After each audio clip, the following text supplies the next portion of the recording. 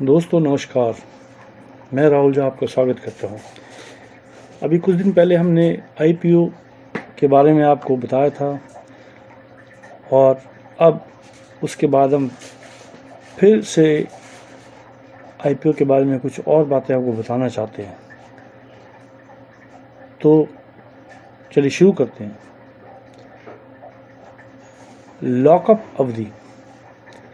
Lockup अवधि के बारे में जागरूक रहें। वह समय जिसके दौरान कॉरपोरेट के अंदरूनी लोग यानी संस्थापक कर्मचारी अपने शेयर नहीं बेच सकते हैं, ये वो अवधि है। इस अवधि के बाद तक इंतजार करना एक विवेकपूर्ण रणनीति हो सकती है। याद रखें कि आईपीओ में निवेश करना जोखिम भरा है और सभी कंपनी आईपीओ के बाद अच्छा प्रदर्शन नहीं करती हैं। वस्तुनिष्ठ शोध करें, सूचित रहें और अपने निवेश लक्ष्यों और जोखिम सहिष्णुता पर विचार करें। ताज़ा खबर यह है कि एक bike dealer company resourceful automobiles, जिसके पास सिर्फ 2 शोरूम और 8 कर्मचारी हैं, ने सिर्फ 12 करोड़ का आईपीओ लॉन्च किया है, लेकिन यह 400 गुना ओवर सब्सक्राइब्ड हुआ और जनता ने 4,800 करोड़ रुपए की पेशकश की। इतनी छोटी कंपनी के लिए 4,800 करोड़ रुपए अकल्पनीय हैं। लोगों को ऐसे आईपीओ में निवेश करते समय कंपनी के फंडामेंटल और भविष्य में कमाई की संभावनाओं का विश्लेषण करना चाहिए। अगर कंपनी के पास वाकई अच्छी विस्तार योजना है और भविष्य में अच्छी कमाई कर सकती है, तो यह आईपीओ ठीक हो सकता है। आईपीओ की सफलता की कहानी अक्सर निवेशकों और व्यापार जगत की कल्पना को आकर्षित करती हैं। यहाँ कुछ उल्लेखनीय कहानी दी गई हैं। सऊदी अरामको आईपीओ था दिनांक 5 दिसंबर 2019 को। इसमें पूंजी जो जुटाई गई थी वो थी $25.6 बिलियन। उद्योग है ऊर्जा। सऊदी अरामको आधिकारिक तौर पर सऊदी अरेबिया तेल कंपनी के रूप में जाना जाता है। दुनिया की सबसे बड़ी ऊर्जा कंपनी में से एक है। यह कच्चे तेल और प्राकृतिक गैस की खोज, उत्पादन, परिवहन और बिक्री करती है। कंपनी 2019 में सार्वजनिक हुई, जिसने शुरुआत में 3 बिलियन शेयर बेचे और $25.6 बिलियन जुटाए। $25.6 बिलियन। बाद में अतिरिक्त शेयर बेचने के बाद यह आंकड़ा बढ़कर $29.4 बिलियन हो गया। रोचक तथ्य: सऊदी अरामको ने अलीबाबा को शीर्ष स्थान से हटा दिया, जो वैश्विक इतिहास का सबसे बड़ा आईपीओ बन गया।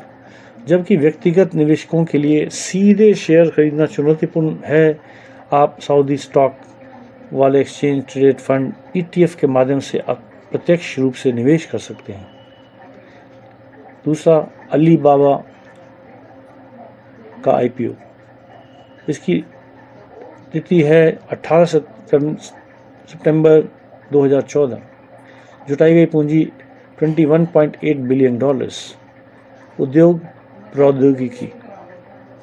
अलीबाबा ग्रुप ने अपने आईपीओ के साथ रिकॉर्ड तोड़ दिए, जो उस समय का सबसे बड़ा आईपीओ बन गया। चीनी ई-कॉमर्स दिग्गज online retail, cloud computing, digital media और मनोरंजन सहित विभिन्न क्षेत्र में काम करता है। इसके आईपीओ ने $21.8 बिलियन जुटाए। प्रभाव: अलीबाबा की सफलता ने ई-कॉमर्स और चीन के तकनीकी क्षेत्र की विकास क्षमता को उजागर किया। अगला है फेसबुक, अब मेटा प्लेटफॉर्म है। आईपीओ की तिथि है 18 मई 2012। जुटाई गई पूंजी $16 बिलियन। उद्योग प्रौद्योगिकी, सोशल मीडिया। फेसबुक के आईपीओ का बहुत इंतजार किया जा रहा था। मार्क जुकरबर्ग द्वारा स्थापित इस कंपनी ने सोशल मीडिया परिदृश्य को तहस नहस कर दिया। शुरुआती संदेह के बावजूद फेसबुक के शेयर ने सार्वजनिक होने के बाद असाधारण रूप से अच्छा प्रदर्शन किया। दीर्घकालिक सफलता: फेसबुक का बाजार पूंजीकरण बढ़ गया है और इसने वर्चुअल रियलिटी और मैसेजिंग प्लेटफॉर्म सहित अन्य क्षेत्रों में विस्तार किया है। वीज़ा आईपीओ तिथि इसकी है 18 मार्च 2008। जुटाई गई पूंजी $17.9 बिलियन। उद्योग वित्तीय सेवाएं। वीज़ा इंक एक वैश्विक भुगतान प्रौद्योगिकी कंपनी है। इसके आईपीओ ने महत्वपूर्ण पूंजी जुटाई और वीज़ा ने पिछले कुछ वर्षों में लगातार मजबूत वित्तीय प्रदर्शन किया है। वैश्विक पहुंच। वीज़ा के सर्वव्यापी क्रेडिट और डेबिट कार्ड दुनिया भर में उपयोग किया जाता है।